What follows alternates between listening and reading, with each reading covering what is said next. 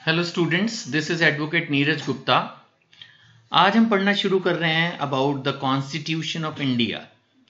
Law student अगर आप हो तो कॉन्स्टिट्यूशन आपको ठीक से क्लियर होना चाहिए। हर एग्जाम में एक पेपर तो इसका होता ही है, ज़्यादा भी होते हैं। अब आप में से कुछ स्टूडेंट जो इस वीडियो को देख रहे हैं, मे बी एलएलबी करने का सोच रहे हैं, एलएलबी के हिसाब से पढ़ रहे हैं, आगे एलएलएम में भी जाके कॉन्स्टिट्यूशन आता है। तो डे वन से ही कॉन्स्टिट्यूशन को ठीक से समझो। छोटे छोटे पॉइंट्स के थ्रू समझाता चला जाऊंगा। नोट्स फॉर्म में इंग्लिश हिंदी दोनों में दिए हैं, और ये बुक भी आप मेरे से परचेज कर ही सकते हो। ये प्रिंटेड बुक भी मैं देता हूं, तो इन एनी केस आप प्रॉपरली इसको पढ़ सकते हो। सो अगर हम बात करते हैं features of constitution of India की, we are talking about the constitution of India. तो सबसे पहली बात यह है कि ये रिटन है, यहां पर क्लियरली लिखा है कि क्या हमारा स्ट्रक्चर होगा। स्ट्रक्चर माने हमारे इंडिया में ना कुछ चीजें सेंट्रल गवर्नमेंट करती है, कुछ स्टेट गवर्नमेंट करती है। तो उनकी पावर्स के बारे में क्लैरिटी यही लिखी है। आपको इतना तो पता ही होगा कि जो देश का कानून है, जो एक्ट है, वो पार्लियामेंट में बनते हैं। अब जो पार्लियामेंट में बनते हैं वो सेंट्रल एक्ट होते हैं, पूरे देश पर एप्लीकेबल होते हैं। जैसे इनकम टैक्स एक्ट हो गया, जीएसटी एक्ट हो गया, अभी जैसे बीएनएस है, ऐसे बहुत सारे, पहले आईपीसी था जो। तो ऐसे जो एक्ट होते हैं वो तो पूरी इंडिया में एप्लीकेबल होते हैं, जो पार्लियामेंट बनाती है। जैसे आज की तारीख में मोदी गवर्नमेंट है, तो जो मोदी गवर्नमेंट बनाती है कानून, यानी कि जो पार्लियामेंट दिल्ली में है वो जो बनाती है, वो कानून पूरी इंडिया पर एप्लीकेबल होते हैं, सेंट्रल एक्ट होते हैं। और कुछ चीजें हैं जो एमएलएज मिलकर, चीफ मिनिस्टर लेवल पर जो होता है, लेजिस्लेटिव असेंबली, विधानसभा, ठीक है ना, ये होती है हर स्टेट की अलग, राजस्थान की अलग, पंजाब की अलग। तो ये लोग भी कानून बनाते हैं, बट आमतौर पर वो जो कानून है वो कॉन्स्टिट्यूशन के हिसाब से ही बनता है और उस पर्टिकुलर स्टेट में एप्लीकेबल होता है। तो इतनी मोटी सी बात तो एक कॉन्स्टिट्यूशन के स्टूडेंट को डे वन पर ही क्लियर होनी चाहिए कि भाई ये दो चीजें अलग अलग हैं। राइट, ये दो चीजें बिल्कुल अलग अलग हैं। तो जो हमारा कॉन्स्टिट्यूशन है वो सेंट्रल गवर्नमेंट की पावर्स एंड स्टेट गवर्नमेंट की पावर्स, वो किस टॉपिक में डील करेंगे। जैसे डिफेंस है, एजुकेशन है, मेडिकल है, इंफ्रास्ट्रक्चर है, बहुत कुछ होता है। हर एक के ऊपर कुछ पावर्स सेंट्रल गवर्नमेंट के पास हैं, कुछ स्टेट के पास हैं, और आगे चढ़ के पढ़ेंगे कि कुछ दोनों के पास है। एकदम से पहले ही लाइन में सब कुछ नहीं समझा सकता मैं, ठीक है ना। तो धीरे धीरे पढ़ते जाओ। फिलहाल आपको मैंने बता दिया कि ये सारी जो बात है वो जिस किताब में लिखी है उसको कॉन्स्टिट्यूशन ऑफ इंडिया बोलते हैं, जिसमें ये क्लियरली डिफाइंड है कि किस सब्जेक्ट मैटर पर सेंट्रल गवर्नमेंट कानून बनाएगी, उसकी मेन पावर है, और किस में स्टेट गवर्नमेंट की है। अगर और फीचर्स की बात करें तो लेंथिएस्ट कॉन्स्टिट्यूशन इन द वर्ल्ड है। भाई देश भी तो सबसे बड़ा है, 150 करोड़ की आबादी है। देन फेडरल सिस्टम है एंड यूनिटरी फीचर्स है। India has a federal structure with division of powers between centre and states. यही पॉइंट मैंने आपको अभी बोला था।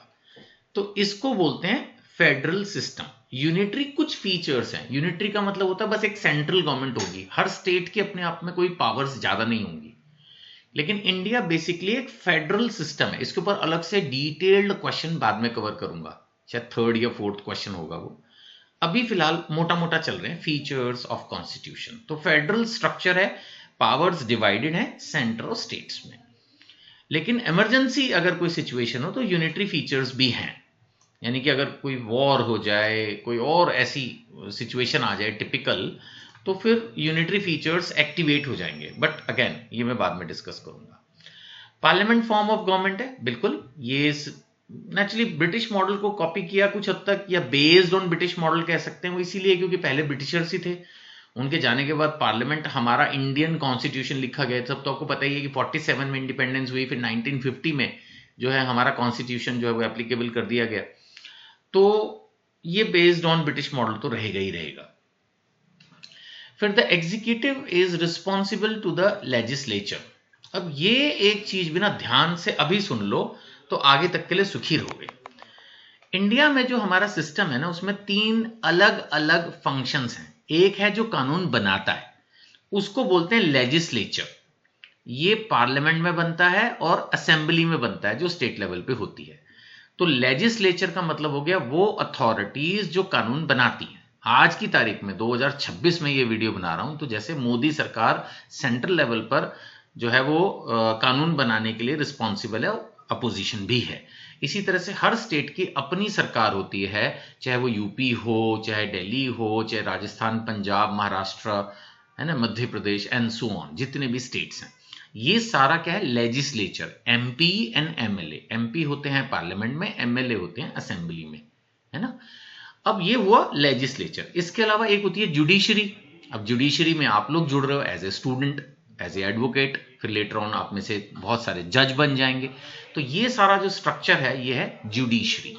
और तीसरा होता है एग्जीक्यूटिव, एग्जीक्यूटरी, जो लेजिस्लेचर के डिसीजंस को इंप्लीमेंट करती है। इसको बोलते हैं कार्यपालिका। इसमें आईएएस ऑफिसर्स एंड उसके नीचे का पूरा जो स्ट्रक्चर है वो आता है।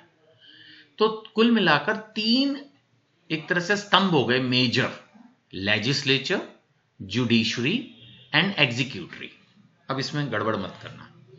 बाकी आपने बचपन से सुना होगा कि कुछ फंडामेंटल राइट्स होते हैं जो हमें मिले हुए हैं, जैसे right to speech, right to life and right to freedom and so many other rights, right to freedom of business and profession and so on. इन सारे राइट्स को भी इसी सिलेबस में बाद में पढ़ेंगे। तो ये फंडामेंटल राइट्स हैं हमारे, कुछ ड्यूटीज भी हैं। नाउ इसमें हमें फ्रीडम एंड इक्वालिटी मिलती है। इसके अलावा कुछ डायरेक्टिव प्रिंसिपल्स भी हैं स्टेट पॉलिसी के।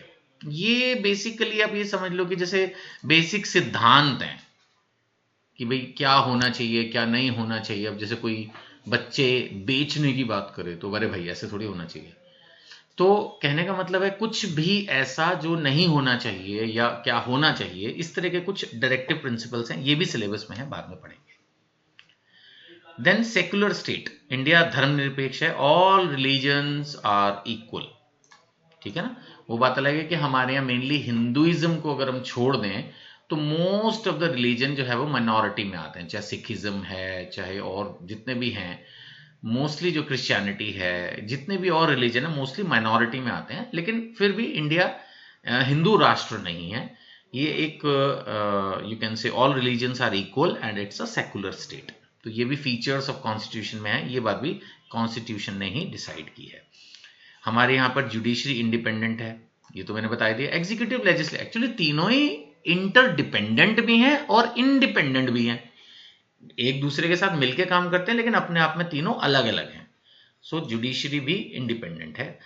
इसके अलावा फीचर्स की बात कर रहे हैं छोटी सी, तो सिंगल सिटीजन है। यहाँ पर जितने भी सिटीजन हैं उनकी सिंगल सिटीजनशिप है। ये नहीं कि भाई आप इंडिया के भी सिटीजन हो और आप जो है वो महाराष्ट्र के भी सिटीजन हो, ऐसा कोई फंडा नहीं है। तो आप इंडियन सिटीजन हो तो मतलब इंडियन सिटीजन हो, ऐसा महाराष्ट्र सिटीजन या यूपी सिटीजन या बिहार सिटीजन ऐसा कोई चक्कर नहीं है। There is no separate citizenship for states. And universal adult franchise, every citizen above 18 years have the right to vote.